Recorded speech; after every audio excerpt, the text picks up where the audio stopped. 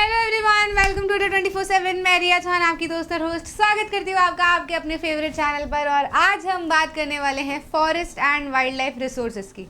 Second chapter है हमारी geography का, काफ़ी प्यारा सा चैप्टर है, छोटा सा चैप्टर है। आपको बहुत ही कम समय में मैं पूरा चैप्टर को सम अप कर दूंगी। आपको एग्जाम के समय पे ये काफ़ी ज़्यादा काम आएगा। आपको पूरे माइंड मैपिंग इस चैप्टर के थ्रू हो जाएगी। बस ध्यान ये रखना है, जैसे जैसे मैं बोलते चलूँ वैसे ही सारी चीज़ें आपके दिमाग में छपती चली जानी चाहिए। फोकस के साथ में सुनिएगा। अगर आपको डिटेल्ड एक्सप्लेनेशन चाहिए तो आप वन शॉट को भी प्रेफर कर सकते हैं। शुरुआत करते हैं हमारा चैप्टर। बचपन से आप फॉरेस्ट, वाइल्ड लाइफ, इनके कंजर्वेशन, इनके डिग्रेडेशन, सारी परेशानियों के बारे में पढ़ते हुए आए हैं। इस साल भी आपने इसी के बारे में पढ़ा, बस थोड़े से इंक्रीज्ड लेवल पे पढ़ा। फॉरेस्ट यानी कि जंगल, जंगल में हमारे टाइप वेराइटी ऑफ वेजिटेशन जो कि हमें पोल्यूशन से बचाते हैं, साथ ही साथ में हमको वेराइटी ऑफ चीज़ें प्रोवाइड करते हैं। हमारी वाइल्ड लाइफ जो हमारे इकोलॉजिकल बैलेंस बना के रखती है, ये सब हमारे लिए ज़रूरी है।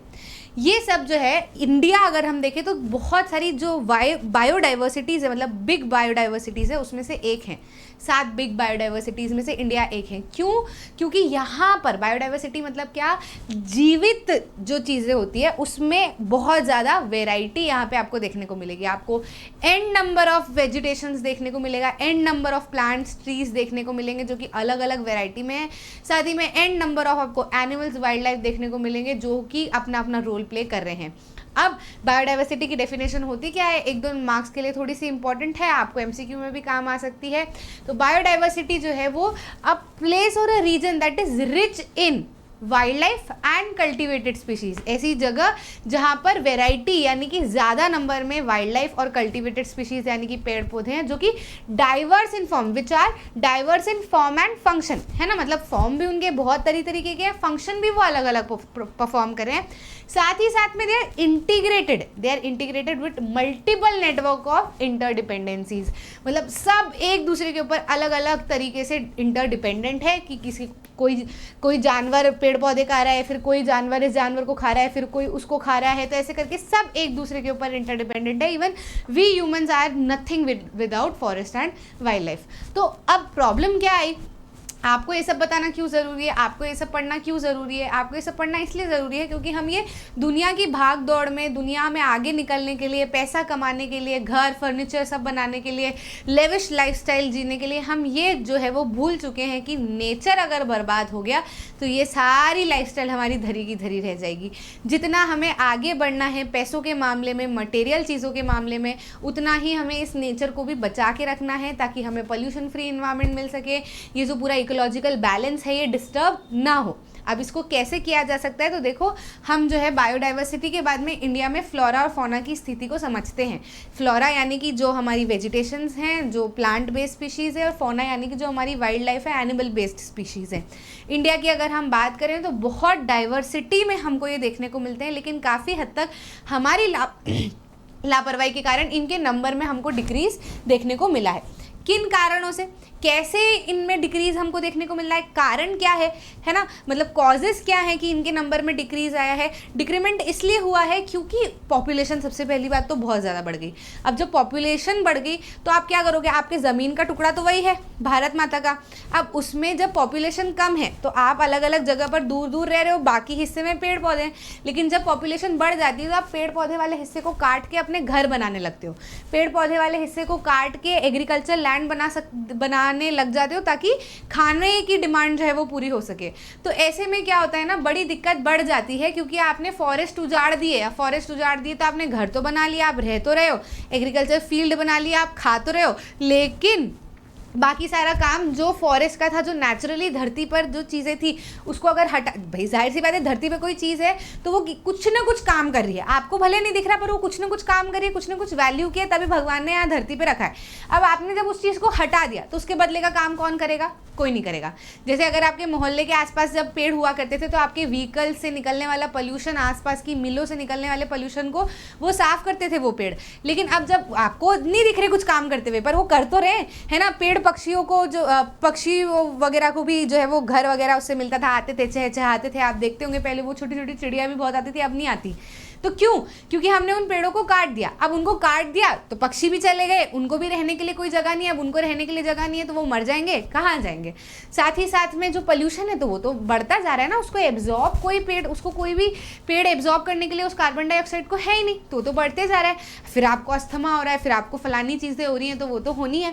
ठीक है, तो हमने देखा गया कि हमारी इन लापरवाहियों के कारण, जैसे ओवर पॉपुलेशन, फिर cutting of forest for agricultural land, over grazing, mining, quarrying, industrialisation, urbanisation, इसकी वजह से हमने बहुत ज़्यादा हमारे एनवायरनमेंट को ख़राब कर दिया है। इसीलिए कंजर्वेशन करने की ज़रूरत है। तो पहले कंजर्वेशन करने की ज़रूरत क्यों है, उसके पहले समझना ज़रूरी है ना कि आखिर हालत कैसी है। तो हालत ये है, इन हालातों के कारण हमें कंजर्वेशन करना ज़रूरी है। तो कंजर्वेशन कैसे किया जा सकता है? तो अब क्या हुआ, हम इंडिपेंडेंट हुए। इवन हमारे इंडिपेंडेंस के पहले से ही ब्रिटिशर्स ने बहुत हमारे एनवायरनमेंट की ऐसी थी कि तैसी कर दी। बहुत सारी टेक्नोलॉजीज़ हमारे यहाँ पर आई, इंडस्ट्रियलाइजेशन उसके बाद में बहुत ज़्यादा हुआ, अर्बनाइजेशन उसके बाद में बहुत ज़्यादा हुआ। फिर वो हमारे यहाँ के रिसोर्सेज खूब निकाल के लेके गए, प्लांटेशन, माइंस, सब कुछ जो है वो उन्होंने बनाई और यहाँ से खोद के चीज़ें वो लेके चले गए और मरम्मत यहाँ पे कुछ भी नहीं की। ठीक, एग्रीकल्चर लैंड खराब कर दिए, फॉरेस्ट जो है वो खराब कर दिए। तो जब फॉरेस्ट जो है वो ख़राब हो गए, मिस नहीं करेंगे हम लेक्चर, फॉरेस्ट जो है वो जब ख़राब हो गए तो इस वजह से क्या हुआ कि जो जंगल में लोग रह रहे थे, है ना, जंगल में लोग क्या रह रहे थे, जंगल में जो जानवर रह रहे थे, जो वेजिटेशन था वो तो ख़त्म हो गया। अब वो जानवर जो जिस जंगल में रह रहा था, अचानक से आपने उस जंगल को काट दिया, तो उस जानवर को रहने की जगह मिली क्या? नहीं मिली, क्योंकि उस जंगल में तो उसको दूसरे जानवर भी मिलते थे जिसको वो खा के पेट भर लेता था। लेकिन अब ना दूसरे जानवर है, ना रहने की जगह है, तो या तो वो दौड़ भाग के गाँव में भागे और वहाँ पे लोगों को परेशान किया, फिर हमने उनको अटैक किया, हमने उनको परेशान किया। हम ये भूल गए कि हमने जंगल काटे, इसलिए इनको जंगल से हमारे गाँव में आना पड़ रहा है। हम जंगल काटते नहीं तो ये दौड़ भाग के इधर आते नहीं, है ना। अब उनको फिर रहने की जगह नहीं मिली तो फिर वो मरते चले गए। इंडिपेंडेंस के बाद में जो है वो इन्वायरमेंटलिस्ट, कंजर्वेशनिस्ट, सबको समझ में आया। उन्होंने देखा कि हमारी जो स्पीशीज़ थी, वाइल्ड लाइफ स्पीशीज़ थी, उनके नंबर में बहुत मेजर गिरावट आई, जिसमें स्पेशली हम टाइगर की बात करें, कुछ तो ऐसे जानवर थे जो एक्सटिंक्ट ही हो चुके थे। ठीक, तो ये बात जो है वो हम सरकार के पास में लेके गए, इन्वायरमेंटलिस्ट, कंजर्वेशनिस्ट सब सरकार के पास में गए, देखिए ऐसी ऐसी स्थिति है और बुरी हालत हो, इससे पहले हमें कुछ स्टेप्स उठाने चाहिए ताकि हम क्या करें, इनका कंजर्वेशन कर सकें। ठीक है, तो फिर सरकारों ने जो है वो स्टेट गवर्नमेंट को ऑर्डर्स दिए, लोकल गवर्नमेंट को ऑर्डर्स दिए कि भाई करो कुछ इसके ऊपर, अपने अपने स्टेट पे, अपने अपने लेवल पे, अपने अपने फॉरेस्ट को जो है उनको संभालो, उस चीज़ पे ध्यान दो। तो वाइल्ड लाइफ सेंचुरीज़ बनाई गई, नेशनल पार्क्स बनाए गए, है ना, फॉरेस्ट डिपार्टमेंट बनाया गया जो कि ये सारा कुछ मैनेज कर सके, डेटा रख सके, स्टैटिस्टिक्स रख सके। फिर स्टेप्स उठाए गए कि कैसे इनके नंबर को बढ़ाया जाए, ब्रीडिंग करवाई जाए, है ना। तो कंजर्वेशन करवाना बहुत ज़्यादा ज़रूरी है for 2 things. Number 1 ecological preservation, साथ ही साथ में जेनेटिक प्रिजर्वेशन के लिए भी बहुत ज़्यादा ज़रूरी है कंजर्वेशन करना। ठीक है, अब क्या हुआ कि ये चीज़ तो हो गई, अब हमको हमारे दिमाग में एक और चीज़ आई कि यार टाइगर तो जो हमारे पास इतने ज़्यादा नंबर में थे, उनके नंबर में इतनी ज़्यादा गिरावट आई कि जिसकी कोई हद नहीं। तो फिर प्रोजेक्ट टाइगर जो है वो शुरू किया गया और इसके पहले सरकार ने Indian wild life protection act of 1972 भी लागू किया। फिर उसी प्रोटेक्शन एक्ट के तहत प्रोजेक्ट टाइगर निकाला गया 1973 में, जिसमें टाइगर्स को प्रोटेक्ट करने की बात की गई, क्योंकि जो हमारा नेशनल एनिमल है वही खत्म हो जाएगा तो क्या। इवन ऐसा देखा गया कि नेपाल, और अब कॉजेज ढूंढे ना कि भाई टाइगर की स्पीशी अगर खत्म हुई तो मेन कारण क्या है। दूसरे जानवर तो देखो आसपास भी रह लेते हैं, लेकिन टाइगर को रहने के लिए सिर्फ जंगल ही चाहिए। तो हमने देखा, हमने जंगलों को तो उजाड़ दिया, इनका तो घर ही उजड़ गया, इनका तो हैबिटेट ही उजड़ गया, तो ये मरेंगे नहीं तो क्या करेंगे भाई। जाहिर सी बात है, जब इनको खाने के लिए जानवर नहीं मिलेगा, रहने के लिए जंगल नहीं मिलेगा, तो मरते चले जाएंगे ना। तो मेजर कारण तो ये था। दूसरा कारण ये भी देखा गया कि नेपाल और इंडिया वाले रीजन में 2/3 of the population of tiger रहती थी, जिसकी वजह से ये इलीगल हंटिंग और पोचिंग का एरिया बन चुका था। लोगों ने काफ़ी ज़्यादा हंटिंग पोचिंग की और इन टाइगर्स को मारा, इनकी स्किन, इनकी हड्डियों को बेचा, उससे दवाइयाँ बनाई, अलग अलग चीज़ें की। ठीक, तो वो जो है वो काफ़ी ज़्यादा गड़बड़ कर गई। इसीलिए हमने पहले कॉजेज़ ढूंढे, फिर उन कॉजेज़ पे काम करने की शुरुआत की। हमने प्रोजेक्ट टाइगर निकाला, फिर उसके बाद में हमने कंजर्वेशन करने की बात की, फिर उसमें हमने ये भी निकाला कि हंटिंग और पोचिंग को बिल्कुल इलीगल कर दिया जाए, अगर कोई पकड़ा गया तो उसको कड़ी से कड़ी सज़ा दी जाए, और फॉरेस्ट को ऐसा, मतलब फॉरेस्ट को कंजर्व किया जाए। इन एनिमल्स को हम ब्रीडिंग करा के बढ़ा तो देंगे, लेकिन इनके लिए जगह बनाना ज़रूरी है ना। तो हमको फॉरेस्ट को बचाने की ज़रूरत है, हमको इनका हैबिटेट क्रिएट करने की ज़रूरत है, इनकी प्रे बेस्ड स्पीशीज़ को लाने की ज़रूरत है। प्रे बेस्ड स्पीशीज़ मतलब जो बड़े खूंखार जानवर होते हैं वो दूसरे जानवरों को खाते हैं, है ना। वो जानवर ही नहीं रहेंगे तो ये खाएंगे क्या, ये थोड़े ना घास फूस खाते हैं। तो प्रे बेस्ड स्पीशीज़ भी बनाने की ज़रूरत है। तो फिर हमने क्या किया, हमने फॉरेस्ट को, प्रोजेक्ट टाइगर तो हमारा हो गया, और एक काफ़ी बड़ा, पूरे ऑल ओवर द वर्ल्ड में बहुत बड़ा प्रोजेक्ट था, काफ़ी सक्सेसफुल भी रहा। उसी के साथ में जो है वो हमने इंसेक्ट कंजर्वेशन, प्लांट कंजर्वेशन की भी बात की कि स्पीशीज़ को सैपलिंग्स के फॉर्म में ग्रो किया जाए, फिर जो है वो ग्रो करना शुरू करे। कुछ इंसेक्ट्स, छोटे छोटे इंसेक्ट्स है जो भी अपना कुछ कुछ रोल प्ले कर रहे होते हैं, उनमें भी बहुत कमी आ रही थी, उनकी भी लिस्ट निकाली और उनको भी कंजर्वेशन की बात की। फिर धीरे धीरे करके बहुत सारी स्पीशीज़ को हम इसके अंदर लेते चले गए। कंजर्वेशनलिस्ट को काम दिया, फॉरेस्ट डिपार्टमेंट को काम दिया, उनके लीड्स बनाए, है ना। उसमें हायरिंग शुरू की हमने, वैकेंसीज निकाली, ठीक है, ताकि जो पूरी सोलली उसी चीज़ का काम करते रहे। अब हमने देखा कि हमको इनका हैबिटेट बनाने की ज़रूरत है, जंगलों को अब जंगल रहने देने की ज़रूरत है। नहीं तो पता चला हम जंगलों को, जितने जंगल बचे हैं उनको भी अगर हम ध्यान नहीं देंगे तो फिर लोग काट पीट के वहाँ पे भी रहने लग जाएंगे। इसलिए हमने टाइप्स में क्या कर दिया, डिस्ट्रीब्यूशन जो है वो उसका टाइप निकाल दिया। हमने कुछ एरियाज़ को रिजर्व्ड फॉरेस्ट बता दिया, कुछ को प्रोटेक्टेड बता दिया, और कुछ फॉरेस्ट ऐसे जो कि अनक्लास्ड थे, वो गवर्नमेंट और इनके हाथ में थे।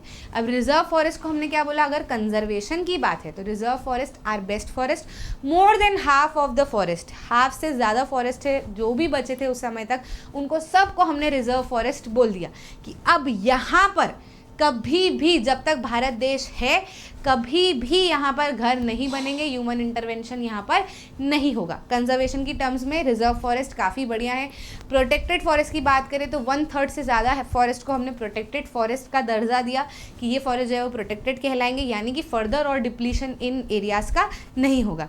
साथ ही साथ में जो अनक्लास फॉरेस्ट है, तो अभी अनक्लास फॉरेस्ट ऐसे हैं कि जो एक शहर से दूसरे शहर के बीच में आप झाड़ियाँ वगैरह ये सब देखते हो ना, तो ये तो गवर्नमेंट और पब्लिक के हाथ में होता है। कई सारी ज़मीन पब्लिक की भी होती है, गवर्नमेंट का भी होता है, तो उसका कुछ नहीं, वो बीच में जो है वो पोल्यूशन कंट्रोल वगैरह का ये सारे काम करते रहते हैं।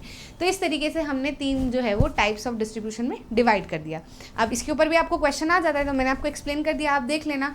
साथ ही साथ में फिर धीरे धीरे करके हमने देखा कि सिर्फ सरकार ही नहीं, जनता ने भी ध्यान दिया, क्योंकि हम भारत के वासी हैं। हम आज से नहीं, हम पुरातन काल से जंगलों की पूजा करते आए हैं, पेड़ पौधों की पूजा करते आए हैं। ये तो बीच में हमारा ब्रिटिशर्स के आने के बाद में कल्चर जो है वो डिस्टर्ब हो गया ना, हम काफ़ी ज़्यादा वेस्टर्नाइज हो गए, तो हम इनकी पूजा करना भूल गए।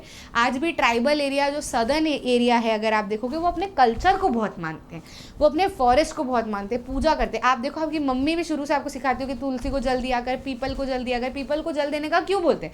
एक तो भगवान से उसको जोड़ दिया कि इसमें 33 कोटि देवता विराजमान होते हैं, तो देगा तो तेरा भला होगा, है ना। लेकिन उसका सिंपल सा कारण ये है कि भाई पीपल जो है, अगर आपने बोया है ना, तो ये कई सालों तक पेड़ पक्षियों का घर बनेगा, और कई सालों तक, मतलब जब तक इसको काटा ना जाए, कई सालों तक ये वहीं पर रहेगा, आपको पोल्यूशन से बचाएगा। बहुत ज़्यादा इम्पैक्ट जो है वो पीपल है, बनियान ट्री है, इनका रहता है। तो इनको धर्म से जोड़ा ताकि लोग जो है वो अपना दायित्व ना समझ के धार्मिक रूप से ही इनकी पूजा करें, इनका ध्यान रखें, और जो कि करना ज़रूरी है। जाहिर सी बात है, जब आप क्योंकि हम, जानवर, पेड़ पौधे सब भगवान की ही देन है। जितना दूसरे इंसान को मारना गलत है, उतना ही इन फॉरेस्ट को ख़त्म करना, उतना ही इन जानवरों को मारना गलत है। समझ में आ रही है बात? तो वो सब भगवान की देन है। तो अगर आप भगवान की किसी चीज़ को प्रोटेक्ट करोगे तो वो तो आपको आशीर्वाद देंगे ही। इसीलिए हमेशा से हमारे पुरातन कालों से, हमारे पुराणों में, शास्त्रों में हर जगह पर लिखा है पेड़ पौधों का ध्यान रखना, नदियों का ध्यान रखना, क्योंकि इन सब से हम हैं, है ना। हमसे ये नहीं है, इन सब के कारण हम हैं। अगर ये नहीं होंगे तो हम भी नहीं रहेंगे। इसीलिए बहुत सारी कम्युनिटीज़ ने ये बात को समझा। कई सारी जगह पर जब माइनिंग हुई तो कम्युनिटीज़ आई आगे, जैसे कि सरिस्का वाले की अगर हम बात करें, टाइगर रिजर्व की, तो वहाँ पर जो है वो माइनिंग करने के लिए आ गए थे कि ज़मीन में बहुत अच्छे अच्छे मिनरल्स है, बहुत अच्छे अच्छे रिसोर्सेज है। तो वो लोग आ गए आसपास के कि नहीं, यहाँ पे टाइगर बहुत सारे, आप यहाँ माइनिंग नहीं कर सकते। Indian wild life protection act के तहत उन्होंने वहाँ पे माइनिंग करवाने से रोका। आसपास के लोगों ने, गवर्नमेंट ने नहीं बोला कुछ, आसपास के लोग ही इकट्ठे हुए। साथ ही साथ में चिपको मूवमेंट तो इज़ वेरी फेमस। आपने देखा है कि जब हिमालयन रीजन में भी वहाँ पर सब पेड़ पौधे काटने के लिए गए थे, तो वहाँ के लोगों ने, जो सुंदरलाल बहुगुणा के साथ में आगे आगे चले लोग, और पेड़ों से जाके चिपक गए कि अगर काटोगे तो हमें भी काट दो। ठीक है, क्योंकि हिमालयन रीजन में सबसे ज़्यादा आप देखो हनुमान जी संजीवनी बूटी के लिए पूरा पर्वत तोड़ के लेके आए थे, कितनी वेराइटीज़ ऑफ बूटियाँ थी। तो अगर आप हिमालयन साइड जाओगे इतनी जड़ी बूटियाँ आपको देखने को मिलेंगी, इतनी स्पीशीज़ आपको देखने को मिलेंगी जिसका कोई जवाब नहीं। अगर आप उसको ही हटा देते हो तो फिर आपके पास में बचेगा क्या? खाली पैसा, पैसे को क्या चाटोगे? ठीक है, तो इसीलिए वहाँ पर चिपको मूवमेंट जो है वो काफ़ी फेमस रहा, एफॉरेस्टेशन जो है वो चिपको मूवमेंट का काफ़ी फेमस रहा। बीच बचाओ आंदोलन जो तेहरी और नवदन्य में हमने देखा, वहाँ पर भी ये बताया गया कि अगर सिंथेटिक केमिकल्स आप अगर आप ठीक ठाक जो ज़्यादा हार्श केमिकल्स नहीं होते उनको भी अगर आप यूज़ करते हो तो भी आपकी क्रॉप जो है वो काफ़ी अच्छे से बन जाएगी, डाइवर्सिफाइड क्रॉप आपको देखने को मिलेगी। हार्श केमिकल्स यूज़ करने की आपको ज़रूरत नहीं है। साथ ही साथ में हम देखते हैं अपनी भैरव देव डाकव सेंचुरी में तो गजब ही कर दिया। अलवर डिस्ट्रिक्ट के लोगों ने 1200 हेक्टेयर की ज़मीन को फॉरेस्ट डिक्लेयर कर दिया कि ये फॉरेस्ट ही रहेगा, अब यहाँ पे हम कुछ नहीं करेंगे, यहाँ पे कोई ह्यूमंस नहीं रहेंगे, ये सिर्फ जंगलों के लिए है, ये सिर्फ जानवरों के लिए, पेड़ पौधों का एरिया है।